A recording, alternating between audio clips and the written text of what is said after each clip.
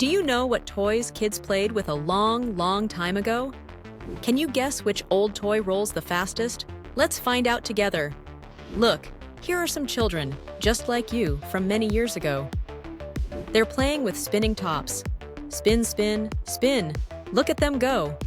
Next, we see a group of friends with wooden dolls. These dolls have painted faces and fun clothes. The kids love hugging and talking to their dolls. Now, watch as some children race their hoop and stick toys. They use a stick to roll big hoops down the path. Can you imagine trying to keep the hoop rolling? It's tricky, but they're having so much fun. There are also children playing with marbles. They flick the marbles with their fingers to see who can get the most.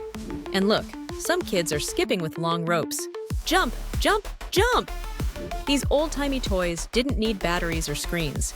Kids used their hands and feet and played together outside. Did you guess which toy rolls the fastest?